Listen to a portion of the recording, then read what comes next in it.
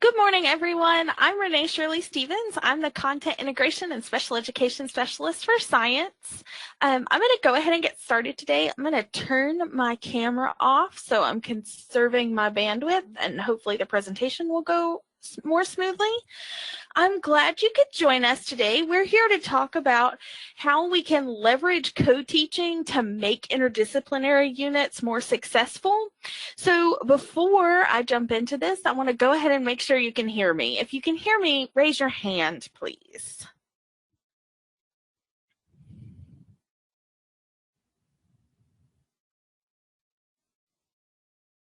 Awesome.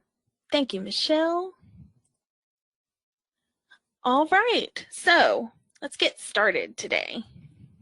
So I just want to kind of talk just a little bit about what we're going to focus on. We're going to focus a little bit on building interdisciplinary units, and we're going to focus on how we add co-teaching into that to make them more successful. So the first thing I want to talk about is why. Why do we want to talk about content integration?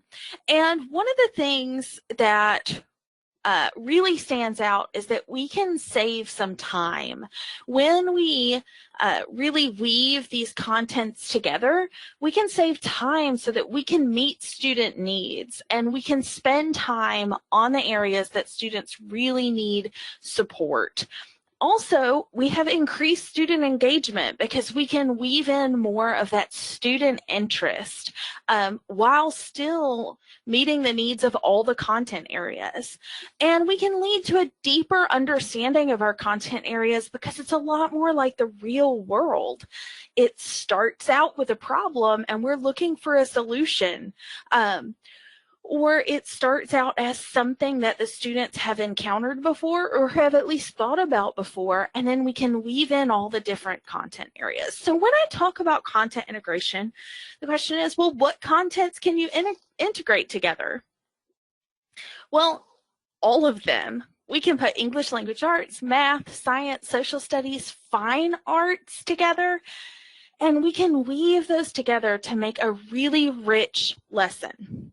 Now, I know, and we're going to talk just a little bit more in a little bit about how you choose standards and make sure that these lessons are rich and engaging for students. But I just want to put out there that the big thing is getting together with other teachers and deciding on a theme, something that you can base these lessons around and then weave in the standards and the content areas so that students are engaged with the entire lesson.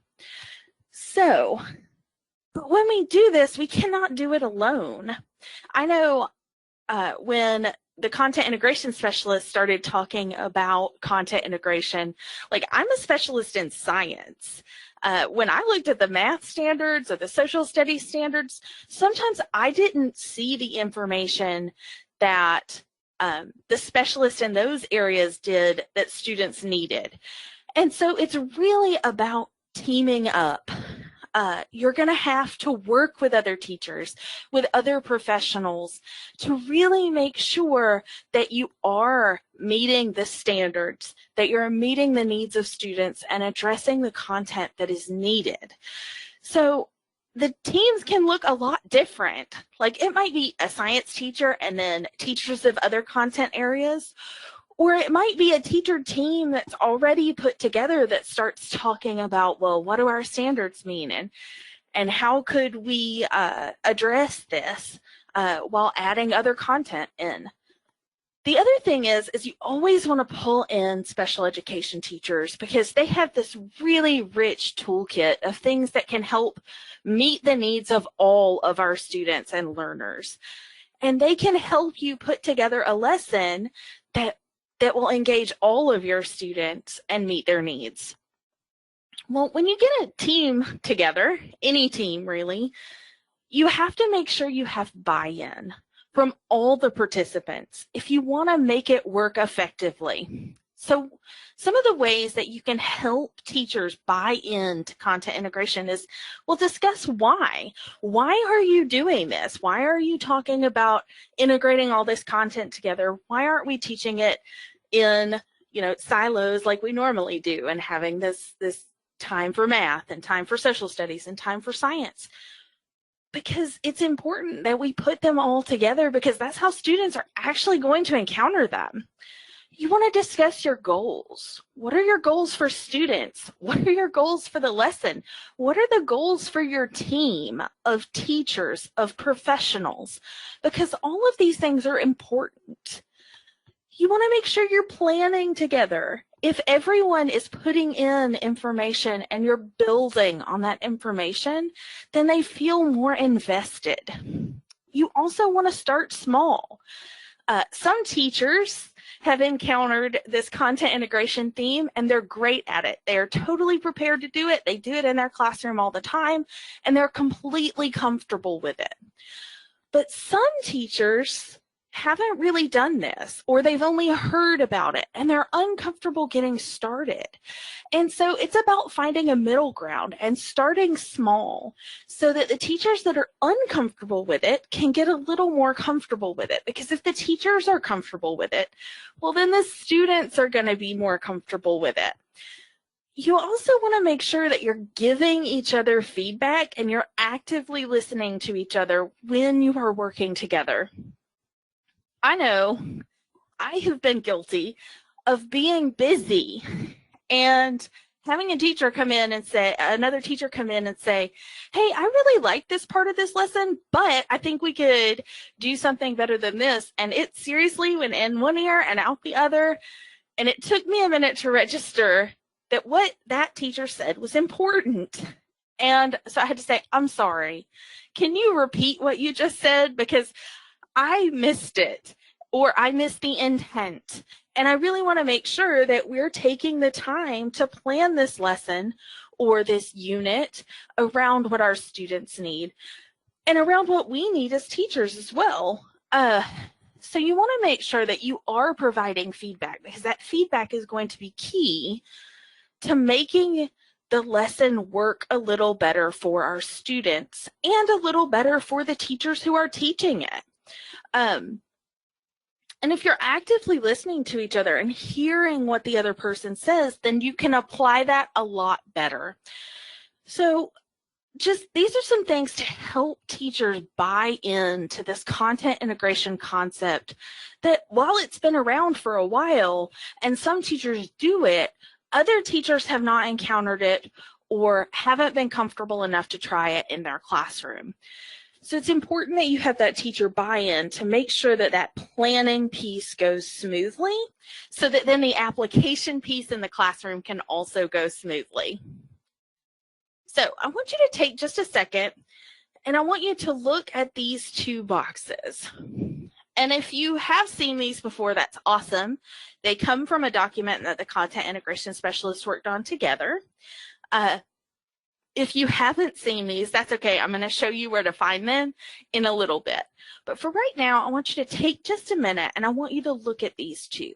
What do you notice about them? Similarities, differences, things that just stand out to you. And if you will put them in the question or the chat box, I'd like to see what you notice.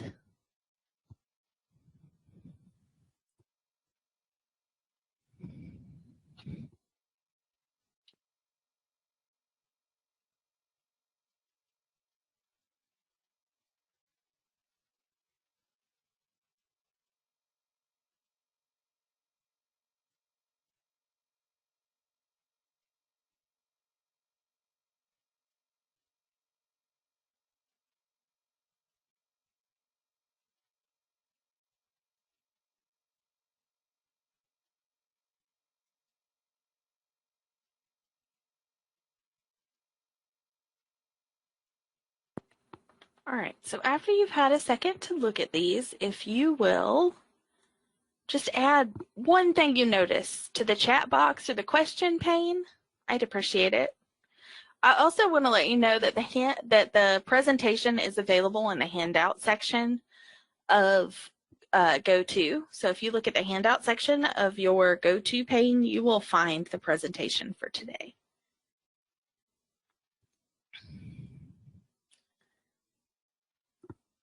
Okay, so both of these include the standards that are aligned to these tasks, yes. Okay, so Somebody said survival is a common theme. Survival of people, plants, natives, explorers, but survival. Okay, we're combining science and social studies standards here. So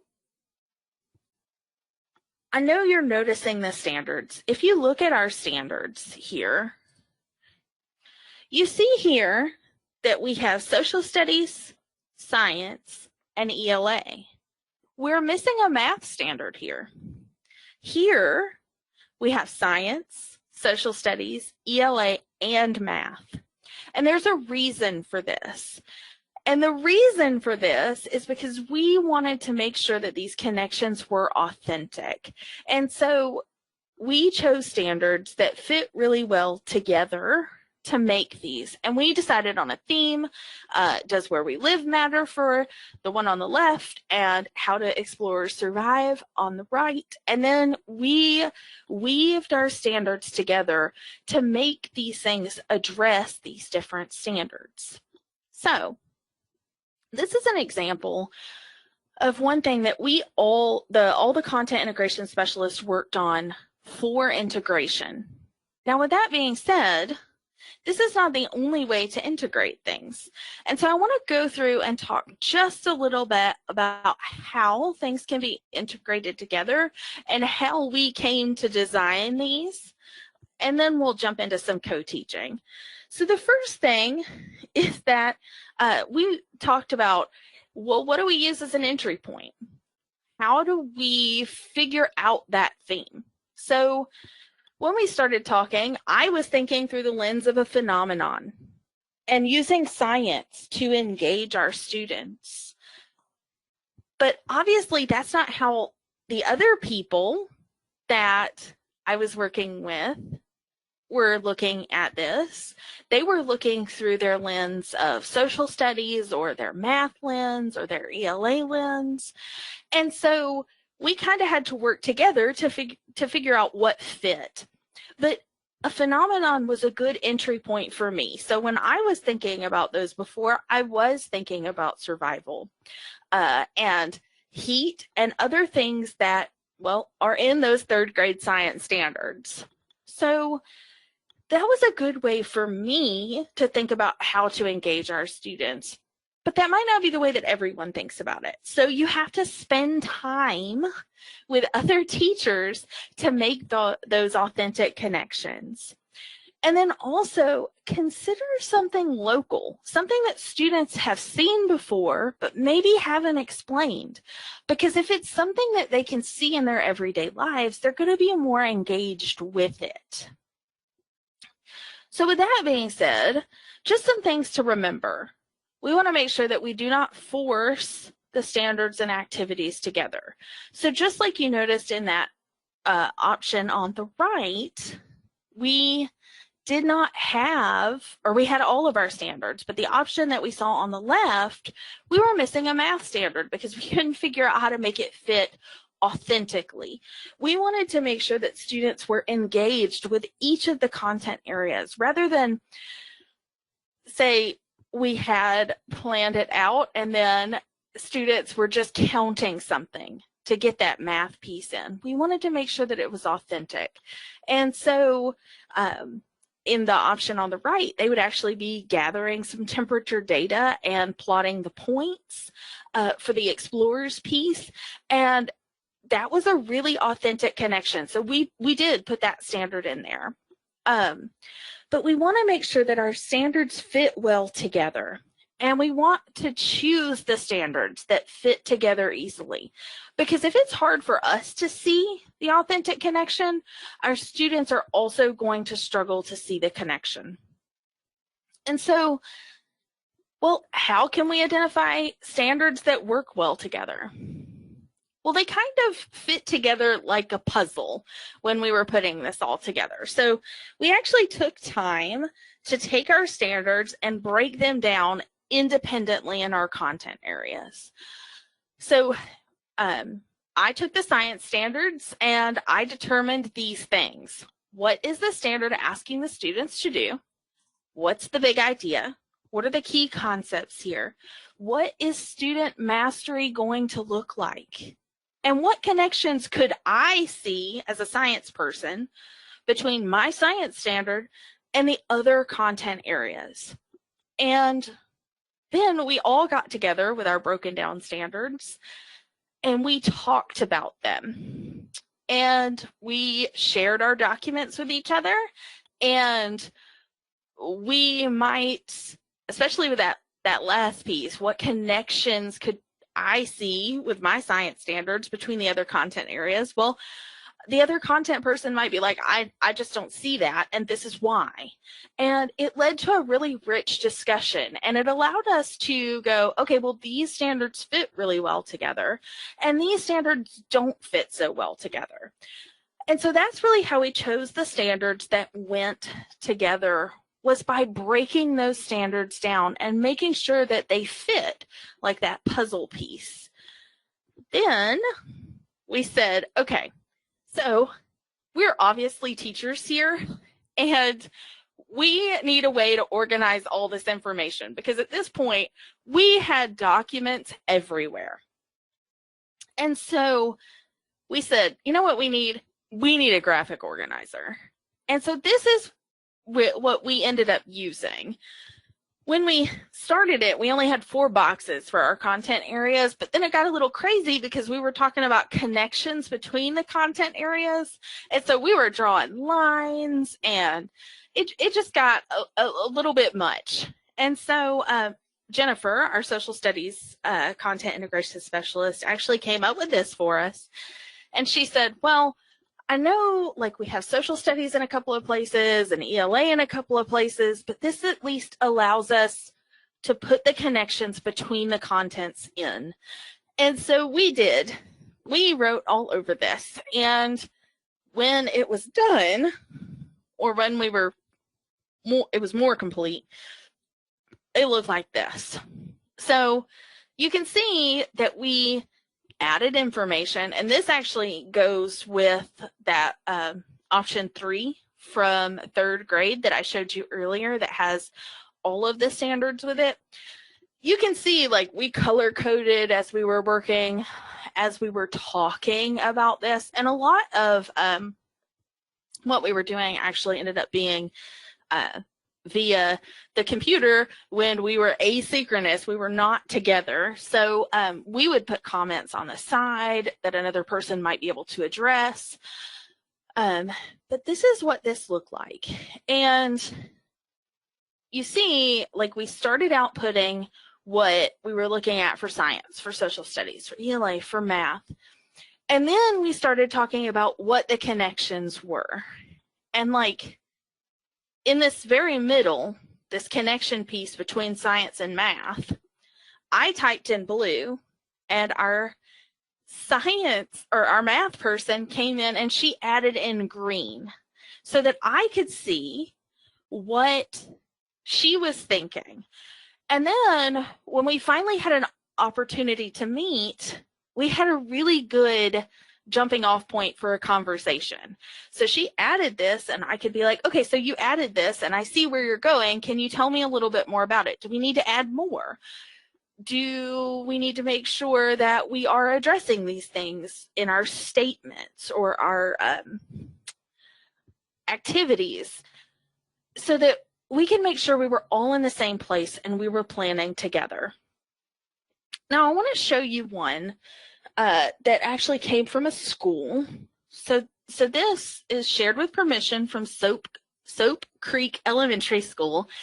They are a STEM certified school. They were STEM certified in December of 2019. And this is their planning process. So I'm going to give you just a second to kind of dissect this, and then I'll talk about it.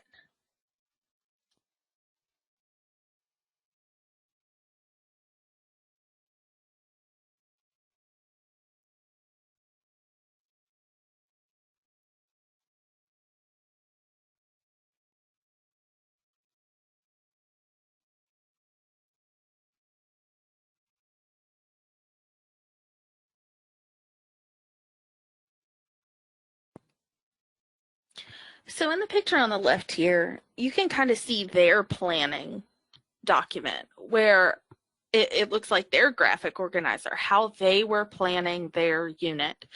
And you can see they wrote all over it. They wrote in different colors. This was how they all worked together, and this worked for them. And the document I showed you worked for us. Now, will it work for everyone? Absolutely not. Every team, every group is going to have to come up with a planning structure that works for them.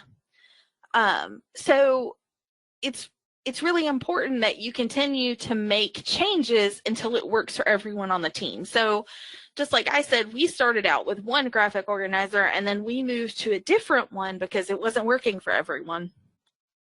It's important that you are making this work for everyone who's planning to do this interdisciplinary unit or lesson within their classroom.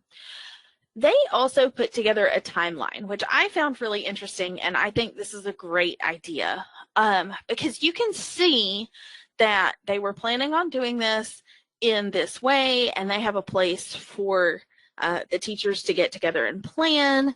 They have a place for them to create. They even put assessments on here. And you can see how this would look in their classroom. I also love how they use sticky notes so that they would be able to change this if, say, it wasn't going exactly like they thought it would. And so that they could continue to work through the process of actually planning this to do it in their classroom. So this is just something that I found really interesting when we started talking about doing this because these pieces are really important. So let's talk just a little bit about, kind of moving into that co-teaching piece. So the first thing I want to talk about is we want to create a culture of collaboration for our teachers. We need to make sure that they have set aside some time to work, that they're finding a way that works. So as a former co-teacher, and I've been on both sides of the co-teaching aisle at one point, I was the special education teacher who was going into someone else's classroom to work with them. And then I have also been the general education science teacher who had a co-teacher coming into my classroom. Well, I say this because I want you to understand the structure. But when I worked in those classrooms, they were our classroom. They belonged to both of us for that time that we were together. And it was because we really worked hard to set up a culture of collaboration together. And we worked hard to find a way that worked for us.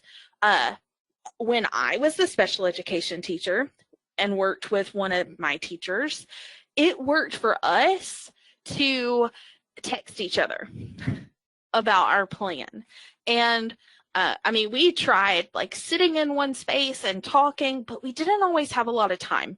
And so we would text each other, hey, I think maybe we should make an adjustment here, or we should do this, or we should do that. And that really worked for us.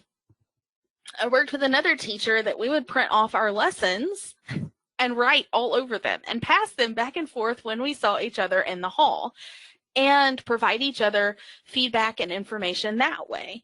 I worked with another teacher who we used email and Google Hangouts, or we met in person to have that collaboration time because that's what worked for us. And you can see, like, I had different ways that worked with different people because everyone is a little different. And so you're going to have to find a way that works for the teachers involved in the team and for the co-teachers that are working together in a classroom. And then you want to make sure that you are also providing feedback not only on the lesson, but on the collaboration too, because it's going to be really important to know if it works. The teacher that I worked with where we texted, we tried several different things before we got to text messages as a way to plan. We would start out sitting in the same space, but I always felt rushed, and so did she. And so we had to have a really frank conversation about how it wasn't working because we were feeling so rushed that we were not able to effectively collaborate. And so we were going to have to find a different way. And so we tried a few more things before we got to where, we were comfortable sending a text message saying, this part of the lesson needs to be changed because I don't feel like it addresses this. And so you have to be comfortable providing feedback about the lesson and about the collaboration, because the collaboration is important. It's an important part of planning. So some things to encourage, sharing ideas. You have to be able to share ideas, building on the ideas of others. Focus on a shared goals. Reflect on the work. Is it working for everybody or is it not? Reflect on how the collaboration is going and make sure that everyone feels comfortable giving feedback, because that feedback is vital to building that culture of collaboration and the things that you're going to be doing in your classroom. So this is important for building a culture with our teachers, but we're also asking our students to collaborate with each other a lot. And so we want to build that culture of collaboration for our students too. The things to encourage are the same, but the things that we do as teachers are a little different. We want to model this by showing how teachers are working together. We want to make sure our students are working together and we are providing feedback on their collaboration too, because this is how students learn. We're showing them that we do it. We're asking them to do it together, and we're providing them feedback on it. So the next piece is to bring in these high leverage practices. So if you've never heard of them before, that's fine. If you have heard of them, that's awesome too. So the high leverage practices were things that were deemed some of the most impactful things that we can do with our students. And they started out as a set of just general education high leverage practices, and then they were picked up by the Cedar Center and the Council for Exceptional Children, and they were turned into the high leverage practices for students with disabilities. They're very similar. They are broken up a little bit, and there's actually a book associated with these high leverage practices for students with disabilities. You can follow this link on the presentation, which is available in the handout section, and it will take you to their website so you can kind of see the different high leverage practices and all kinds of additional information. They have videos, et cetera, et cetera. But I want to focus on a few of these high leverage practices and how we can effectively use them in our classroom. So the first one I want to focus on is high leverage practice 1, which is collaborate with professionals to increase student success. So we have a couple of collaborations that we've talked about here. Collaborating as a team to plan interdisciplinary units where we have several different teachers involved, and we've also talked about a co-teaching collaboration. And so we're going to dive a little more deeply into this co-teaching collaboration here as we continue to go. So one question is, how does co-teaching help with interdisciplinary lessons? Well, it helps reach all students. One of the things that I hear a lot when I talk to teachers, especially co-teaching teachers, is that the science teacher is concerned that the special education teacher doesn't have enough science knowledge to be able to help the students. And the special education teacher is also concerned about that, not having the science background to be able to answer questions and that kind of stuff. But the thing is that both of you bring something important to the table, and you have to leverage what you bring to that planning piece and that co-teaching relationship. The science teacher has the science knowledge, and the special education teacher has this huge instructional toolkit that they can use to help all students work through the lesson. And so that leads us to we can scaffold our lessons, which is another high leverage practice. High leverage practice 15 provides scaffolded support for our students. And we can do this through a co-teaching environment. So just some examples when I'm talking about scaffolding. There are tons of examples, and I just grabbed a few that we can use in our science lessons that can be applied to these interdisciplinary lessons. We can give question stems. We can provide students with checklists. We can give them cue cards. We can give them models. Of course, not all scaffolds are going to work with every task. And it must be something that can be gradually removed as the students no longer need it. But the correct time to remove them has to be identified by the teachers in the classroom based on how the students are doing with the lesson. And so these are really important.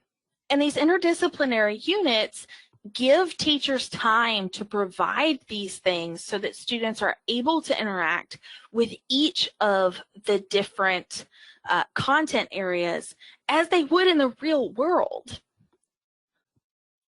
So, another high leverage practice. Well, we have this real world connection, and we're talking about students being engaged with the lesson, and we're talking about promoting collaboration, but we have to take into account high leverage practice 7, which is establish a consistent, organized, and respectful learning environment. So what does that actually mean? Well, you want to keep things positive. You want to focus on what you want students to do. And you want to keep things consistent. You want to have routines so students know what to expect, because this is going to help students feel more comfortable interacting with each other, interacting with you, working through things in the classroom. And then it's important that the teacher models respecting and listening to all student voices so that students feel like they have voice in the classroom. And we also have to have that in our expectations for students when working with each other. They need to respect each other and listen to the other students, because that's part of that culture of collaboration and working with other students to understand the world around them and to interact with the content. So these are all parts of establishing a consistent, organized, and respectful learning environment.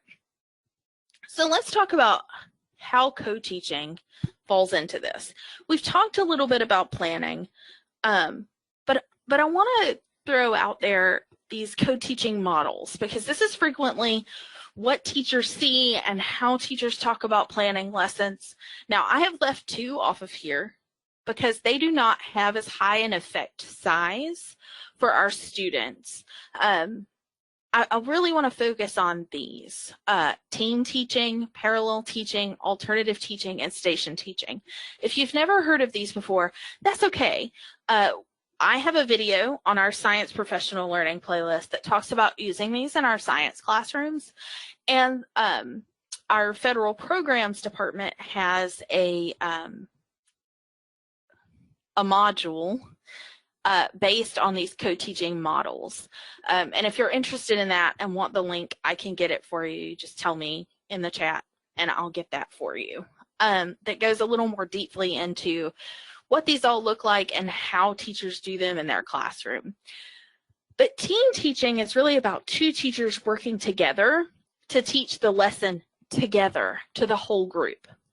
Parallel teaching is about teachers separating the group into 2 parts and teaching the same lesson to 2 smaller groups. Alternative teaching is you have one big group working on one thing and a smaller group working on something else. And one teacher is working with a bigger group and one teacher is working with a smaller group. And then station teaching is actually having stations set up around the classroom and the students moving.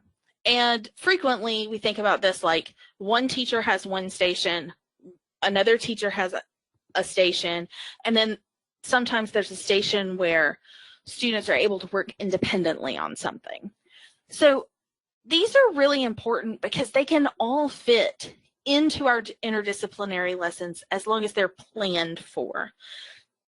So you want to make sure that you and your co-teacher are on the same page and that both teachers know exactly what's going on so that you can move together at the same time, you could separate groups at the same time so that the students know that you're on the same page. And that's really important because it helps students feel more comfortable, it helps the lesson run more smoothly, it saves time, and ultimately, it means that the students are going to get more out of the lesson. And we can also address that concern that the science teacher and the special education teacher have about science knowledge here. So I want to say that, and I say this all the time, that when you're co-teaching, your feet are not stuck to the ground. You are able to move around and you are able to meet the needs of students. So one thing that I always had with every co-teacher I worked with after the first time I found myself not able to answer a question was I said, we need a signal, right? So that I know that I don't know how to answer a question, but I need you to know I don't know how to answer a question. And so we had a signal for, hey, I need to talk to you for a second. And we had a signal for, we need to switch places so that my other teacher knew what I needed. And when we switched places, we knew it was generally about answering a question. Maybe it was a science question. Maybe it was a general how we were running things in the classroom question that I just didn't know how to answer. And I didn't want to, step on anyone's toes. So we would switch places, but then we could always switch back. So even if you are parallel teaching or alternative teaching or station teaching, your feet are not stuck to the floor. You can move from one place to the other. You just need to have a plan. So keep that in mind when you're talking about co-teaching. The next thing I want to talk about is, we've talked a little bit about planning, but what does this really mean? Well, you want to plan together. You plan your lesson or unit. You want to make sure it's standards-based. You want to make sure those standards are a natural fit. Those are all things that we've talked about. You also want to plan to support all of your students. You want to make sure you're meeting the needs of all of your students. And so you need to sit down together and you need to say, or text, or whatever your plan is, to say, okay, so I want to make sure that we're meeting the needs of our struggling readers, or I want to make sure we're meeting the needs of the students who are struggling to write information.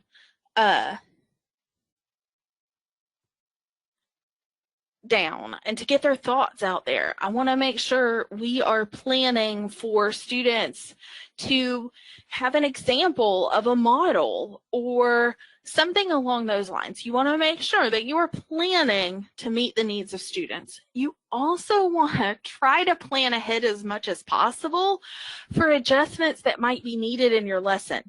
Like, I could look at a lesson and I could say, hey, my students might struggle right here. So what adjustment might I need here? And if I had already planned ahead, then I could see my students start to have trouble in that piece of the lesson, and I could go, okay, hey guys, let's talk about this, because I already had that plan. And so it's important that you plan ahead for student thinking and for student struggles, because that's going to help you as you move through the lesson. And then you want to make sure that you are making use of having 2 teachers in the classroom. You want to use that plan that you made together so that you are teaching together and adjusting together. It's really important that you are using that plan that you both came up with together so that you are meeting the needs of all your students, making your way through the lesson, and helping everyone see where you're at, and so that both teachers feel like their time and energy is respected, so that you can continue to move forward planning lessons and helping students. So I want to talk just a little bit about some of the resources that are out there for you. So I showed you part of a document earlier, and I told you that I would tell you what that document is and where you can find it.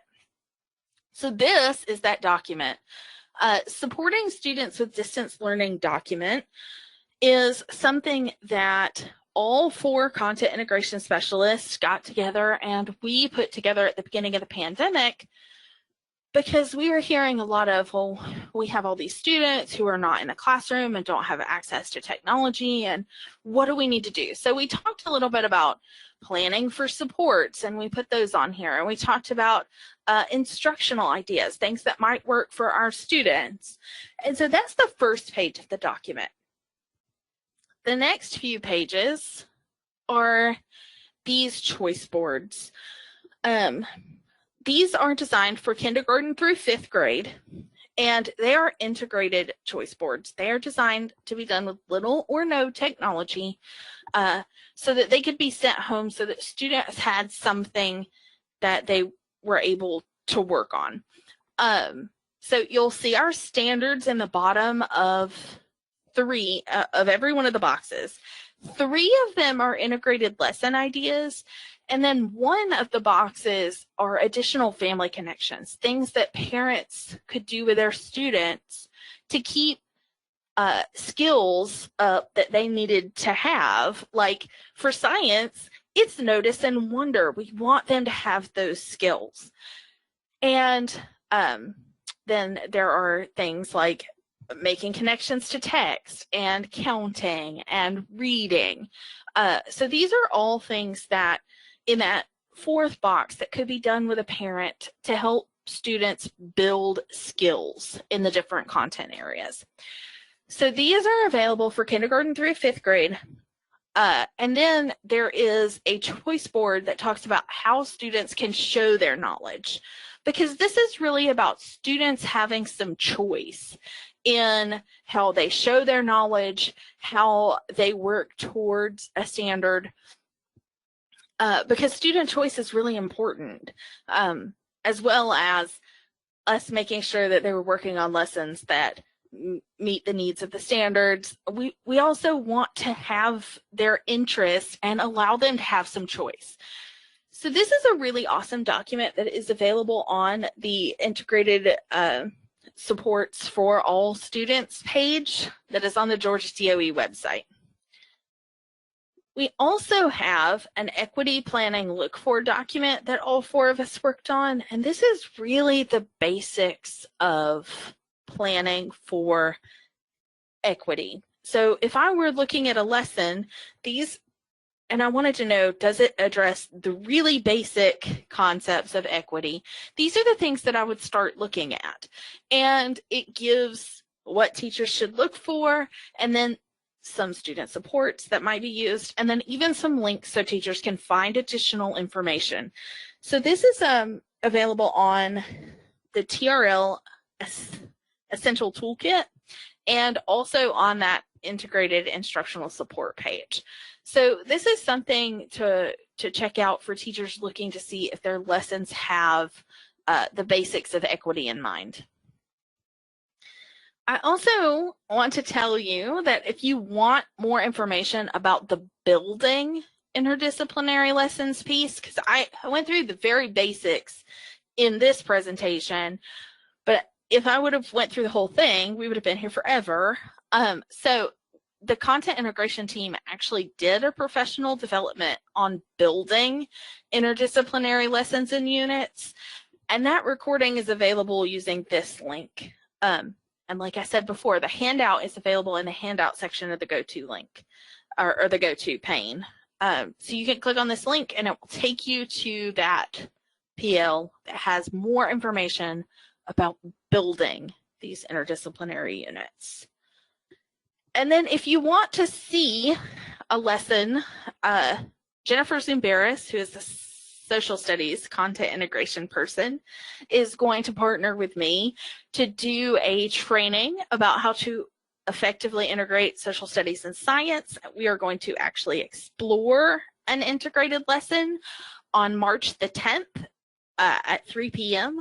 You can click this link that says register for this course here, and you can join us for that if you want to see what this looks like when a lesson is built out to take both of our content areas into consideration. We also have some other professional learning opportunities that are available in the professional learning catalog, and the link here will take you to that. I wanted to give you just a little bit of time to ask questions today because I know I have given you tons of information. So I am going to post the survey link in the chat for you. If you'll do this survey for me, and then we will unmute everyone, and you can feel free to send me a question in the chat or unmute yourself and ask, and I will be here to answer.